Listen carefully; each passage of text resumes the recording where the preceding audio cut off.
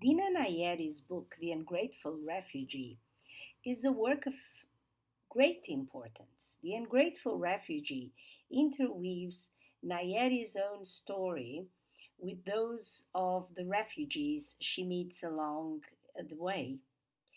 She writes, in a refugee camp, stories are everything. Everyone has one, having just slipped out from the grip of a nightmare. Like authors such as Hisham Matar and Viet Tang Nguyen, Nayeri speaks firsthand of the refugee experience. She was born in Tehran in 1979, the year of the Islamic Revolution. Her mother was Christian, and she soon found herself fleeing from Iran for the Middle East, then Italy. She was interned at Barba camp in a hotel in Rome. Then Nayeri ended up in the United States, where she attended Princeton, Harvard, and she started writing and traveled back in Europe to the camps, seeking to find there some relic of her own life as a refugee. Alongside these stories, whose horror has a galvanizing moral impact, there are others that seek to celebrate the role of immigrants in our society. For example, the book of the historian John Bloomfield, Our City. He uses a collage of migrant voices to tell the story of the modern Birmingham and how these generations of migrant population have helped Birmingham out of a crisis, a very big industrial crisis, and how the workers from Jamaica, from Pakistan, from other countries came to help the development of this town. So we can find immigrants from Kashmir, from the Caribbean, from Eastern Europe and China, and all together trying to boost the economy and of this town and look forward for the to the future with optimism. And so if we can find stories of horror and stories of sadness and of hopelessness, we can also find stories of hope, and we can also find stories where the migrant community joined forces with the host community to bring a new life to the countries where they live. A word to talk about oral literature.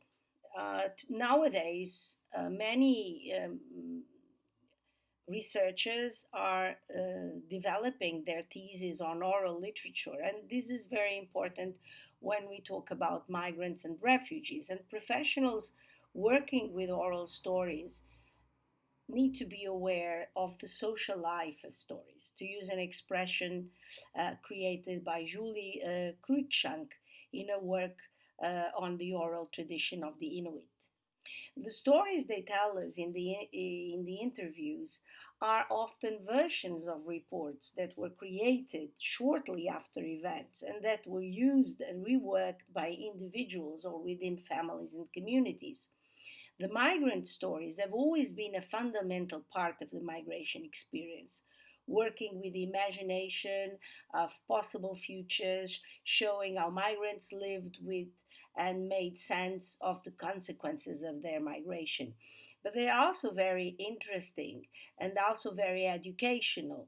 And they can be used, for example, not only as research for social in social areas, in literature, but also in education and in the sciences of education to tell, for example, children of the host country how the stories of migrants have importance in their society and in their community and how they feel, how migrants feel.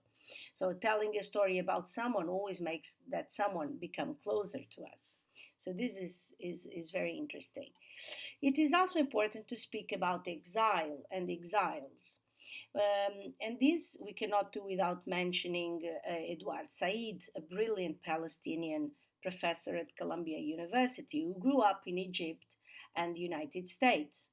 His political condition as an exile, he even calls himself the homeless individual who continues to disagree with both the world that rejected him and the one he embraced. And these conditions seemed perennial, and has only ended with his death in 2003. He always spoke about this. Said left as a relic the text Reflections on Exile, whose first version appeared in 1984 in Harper's Magazine. In it, he begins a dense discussion about this very particular condition of loss, exile, described as the product of a forced fracture, which created a rupture that was no longer healed or redone between a human being and his place of origin. The exile, literally and legally, prevented from returning to his native land or the place where he feels he belongs, can succumb to negative conditions and develop, in essence, even that enormous sadness that he will never be able to overcome.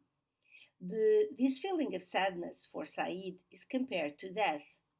He wrote, like death, without death's ultimate mercy. So, in these various cases, literature creates a bond of empathy that helps reader to see the other as someone that is near, that is an equal, an ipse. So, not the same, but equal. So, this is very important, as I have just said, in many ways, for us to construct the image of the migrant as someone that shares our conditional existence and that shares the same hopes, the same anxieties, and the same will to make a future for himself. And so when we read, as we have told before in the other lessons, as we read, we enter in empathy with the characters, but also with their situations, the situations they are living, the context they are living. So literature can always make us travel and put ourselves in the skin of the other. And these stories, the contribution of these writers is very important because it allows us to do that. So I hope you will read more of this, or when you read the next book, you will think about this.